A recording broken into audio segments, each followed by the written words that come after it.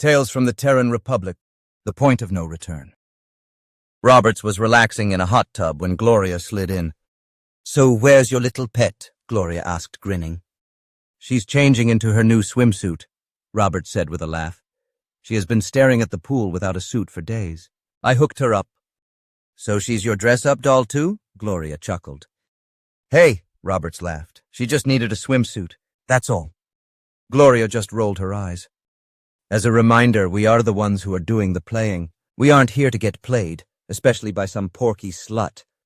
Robert's eyes flashed with annoyance. "Ooh! Hit a nerve there?" Gloria laughed. "Ugh, never mind," Roberts grumbled. "So I take it you aren't just here to show off your scrawny ass and to be a pain in mine?" "Yeah," Gloria said. "Our evening meetings need to be rescheduled. My little piggy's shift ends in the afternoon and you," she said, looking at him disapprovingly, "have that little slice of bacon glued to your hip 24/7. That little slice of bacon just happens to be an investigative reporter who has been on the ship for days. She has a lot of useful information." "Sure thing, killer," Gloria snickered. "Whatever you say." "Oh, while we have a minute, I got a letter from Aunt Sheila." "Everything's a go. They will be here in 7 days." "That long?" "She wants Morgan to go down on a Sunday." "Poetic. I like it," Roberts said, nodding in approval. "So for us, say a visual check-in around noon on the promenade and anything important via encrypted email. Jesse's encryption is better than mil-spec and nothing will be happening till Sunday." "Works for me. Oh, look, your fuck toy is here," Gloria said with a smirk. Helena was striding along the walkway leading to the pools, feeling pretty damn sexy in her new bathing suit. It was a one-piece, but it showed her off very nicely. She looked around and saw Roberts and that same flaxen slut, who always seemed to be sniffing around alone in one of the hot tubs. She was leaning in far too closely for comfort. "Cannonball!" and she yelled as she ran up and jumped into the hot tub, being sure to douse that little tramp. She then planted a big wet kiss on Roberts, wrapping her arms around him while looking at the flaxen bimbo triumphantly. "Why, hello there," Gloria said pleasantly, and then glanced at Roberts with a little smirk. "Oh, what happened to your eye?" she asked Helena as she made a big show of looking suspiciously at Roberts. "Oh, I just fell into a door," Helena said, immediately realizing how that sounded. "Shit. No, seriously, I got—" "Well, I'd best be moving along," Gloria said, glaring very convincing daggers at Roberts as she got out of the hot tub. "Pig!" she spat at him as she walked off, grinning as soon as her face was turned away from Helena. "It wasn't like that, you flaxen Helena yelled as she stood up. "Who cares what some flaxen bitch thinks anyway? Screw her." Roberts laughed as he pulled her back into the hot tub. "Grr," Helena grumbled. "I don't like her." "Why? You don't even know her." "Maybe not, but I know trouble when I see it, and that slut is trouble with a capital T." "Sure you aren't jealous?" Roberts asked, pinching her playfully. "I'll show you jealous," Helena yelled as she started to splash and tickle Roberts in response. I give.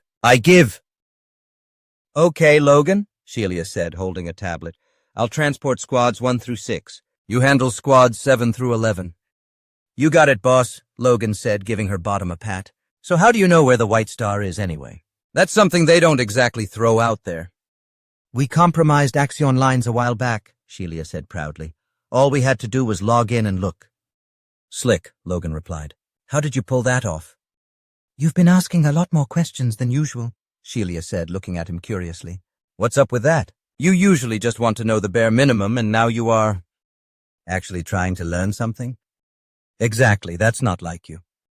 "Well, maybe I'm tired of being a 2-bit operator and want to make a real score," Logan said. "Ambition? You?" Sheila said, laughing.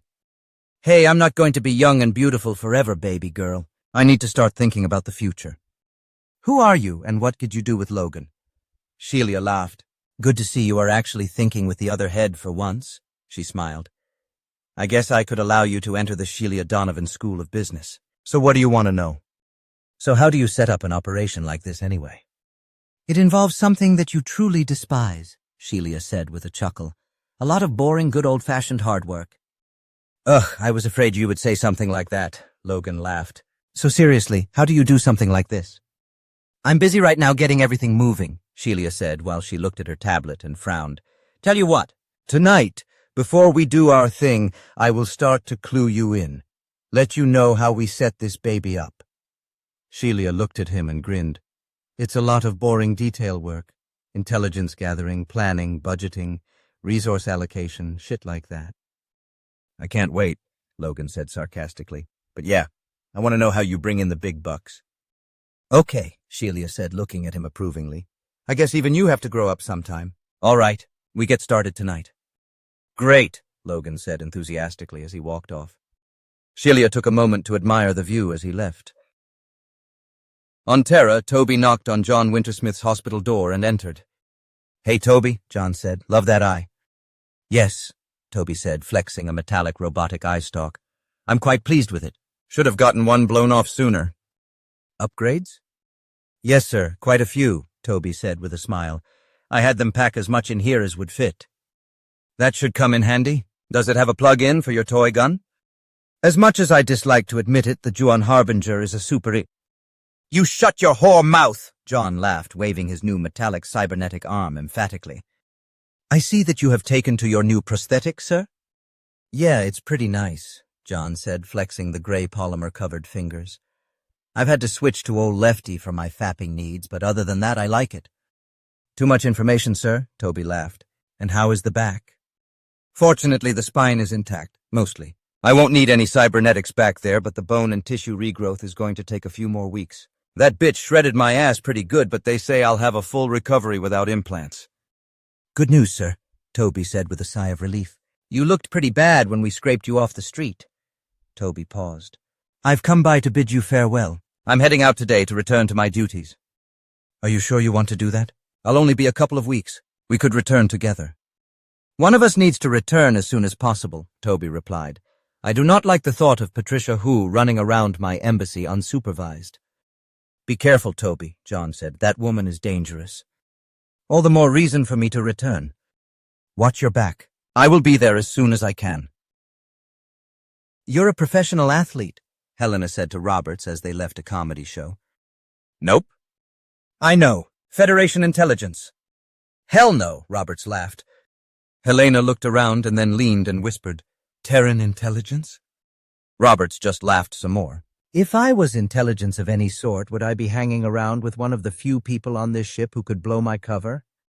Helena pondered. Well, I know you were military. And just how do you know that? Each time I mention it, you stiffen up just a little bit. Not much, but it's there. Damn, Roberts said, concealing his concern. You should play poker instead of writing a bogus advice column. Okay, you got me. I did serve in the military at one time. Which branch? You tell me. Come on, give me at least a little to work with here, Helena said as she swatted him playfully.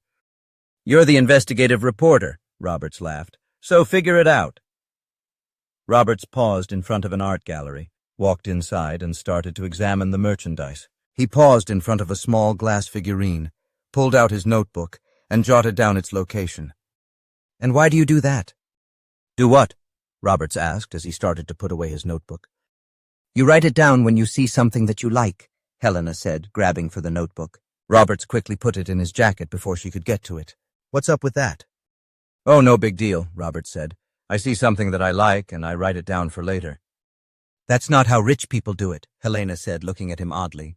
They see it. They buy it. That's not how I do it.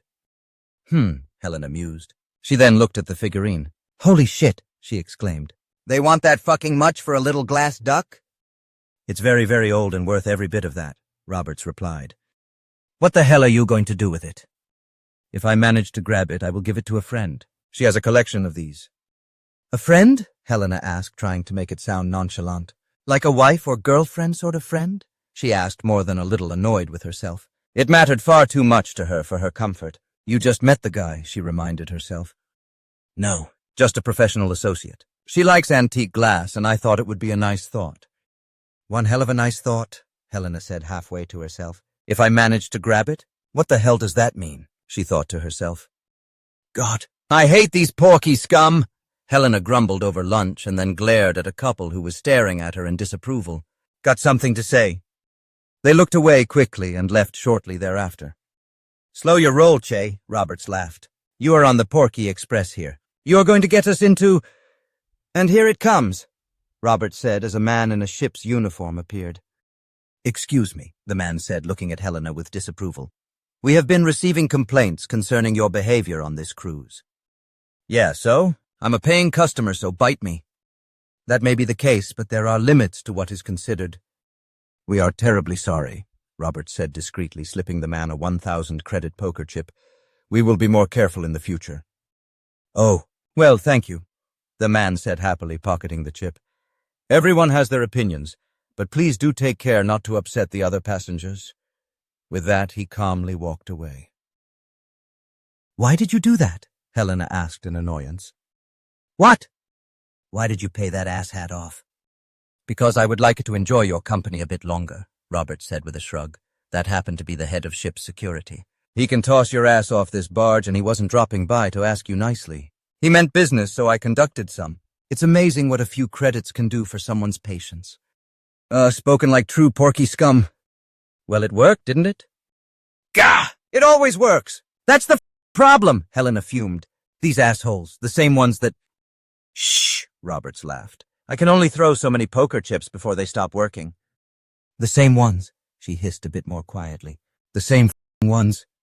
She was cut short by a breadstick bouncing off of her head. I have a whole basket of these, and I'm not afraid to use them, Roberts laughed. Yes, we've covered this before, more than once. It's the same scum. No argument here. Oh, they think they are so perfect, she hissed, glaring around the dining room. The shit they get away with, and nobody ever makes them pay for it. God! Do you know they have a whole fucking bank hidden on this ship? Nothing but numbered bank accounts. Creators know how much dirty money is hidden on this ship, not to mention all of the shit that is hidden in safety deposit boxes. They say there is even a vault here holding all sorts of shit that was stolen from Earth back in the day. That might not be the brightest idea, Roberts said with a grin. Those numbered bank accounts aren't like normal accounts. In a normal account, the credits are stored in the whole system. In one of those fancy numbered accounts, the actual credits are encoded directly into the drives. If something were to happen to this ship or those drives, the credits would just disappear. Those bank drives are just like loading a few credits onto a crystal or a card. Lose it and they are gone. Ha, wouldn't that be nice? Helena said with a big smile on her face. Oh, the squeals of lamentation. I would fucking love that. Roberts just smiled at her. Who knows, every now and then the hammer falls on the right people. How can you say shit like that with a straight face? She snarled. Porky scum gets away with the same shit every day, every year, every decade, every century, and the same poor saps get screwed. Figuratively, if you are lucky. Did you know about the human trafficking taking place here? No, Robert said, raising an eyebrow. Well, there is this lovely spot called Bruce's Emporium, just off of this golden promenade where the sex workers aren't exactly there of their own free will. Well, that's definitely some bad karma there, Robert said calmly. Perhaps it will catch up with them one day. Yeah, well, I'm going to write up an article all about it when I get back, but it won't do a damn bit of good. I got no proof, no camera, nothing, she grumbled. Even my tinfoil hat-wearing faithful won't care. They will just laugh because the victims are Terran. Terran? Roberts asked icily. Yeah, it's sort of their whole thing. Some assholes go on this cruise just to go there, Helena snarled and hit the table. Even if I manage to break the story, which I won't be able to. Most people would just laugh. Fuck. I would probably just wind up giving them free advertising. She looked up at Roberts helplessly.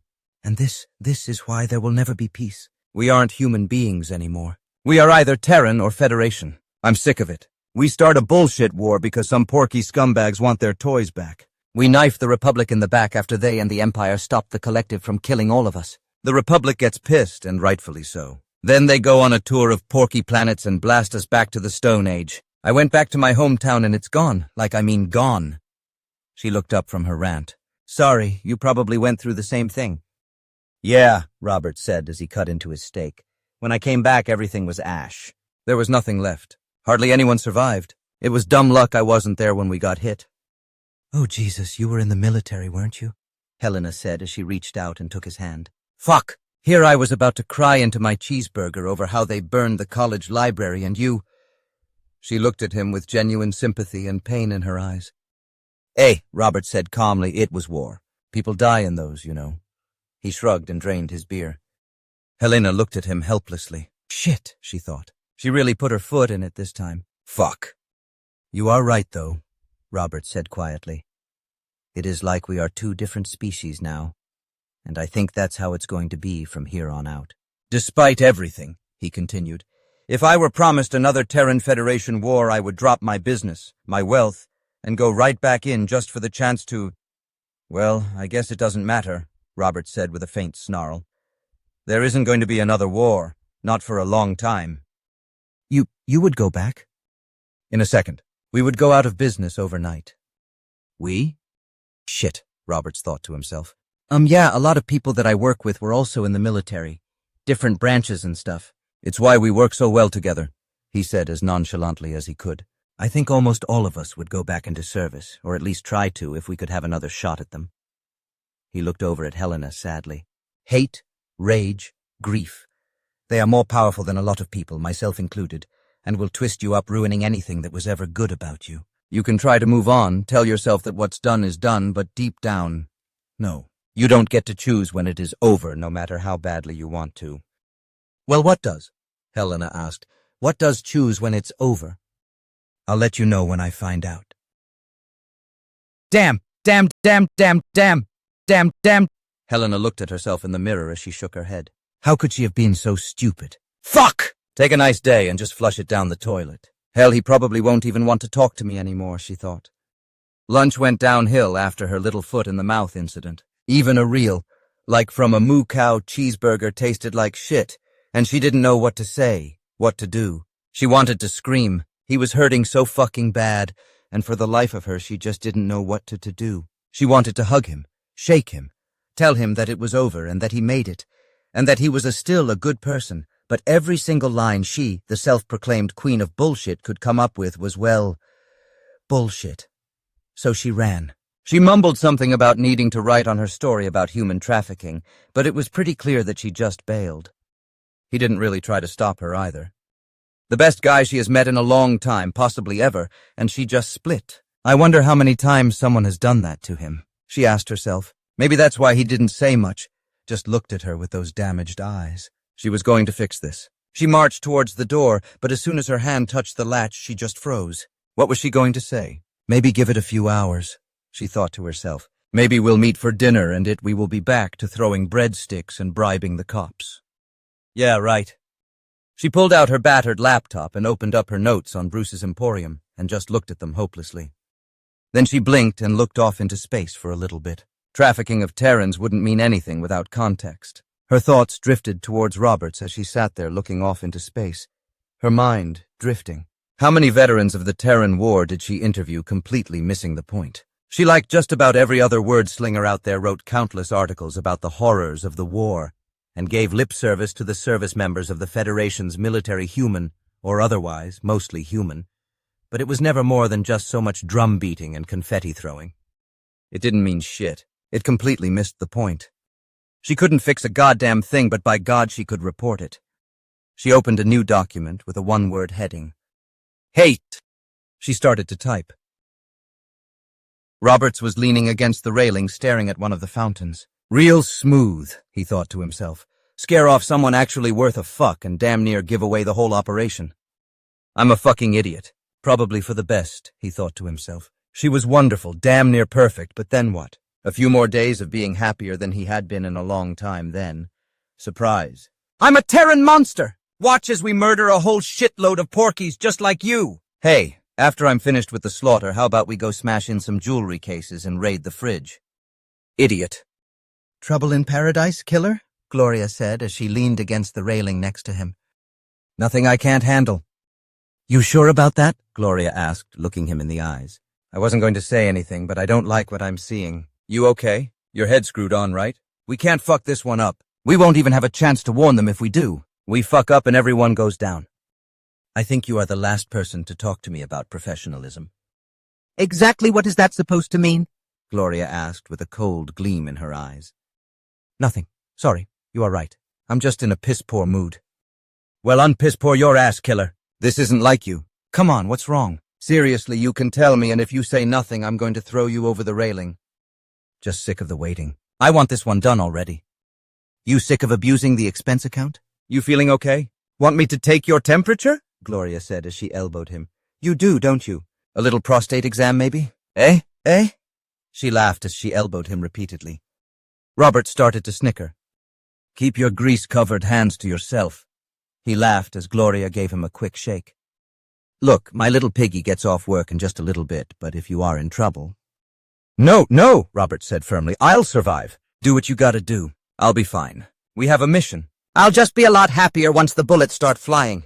For once. I kill a few porkies and everything will be back to normal. Good, Gloria said, the concern not entirely gone from her voice.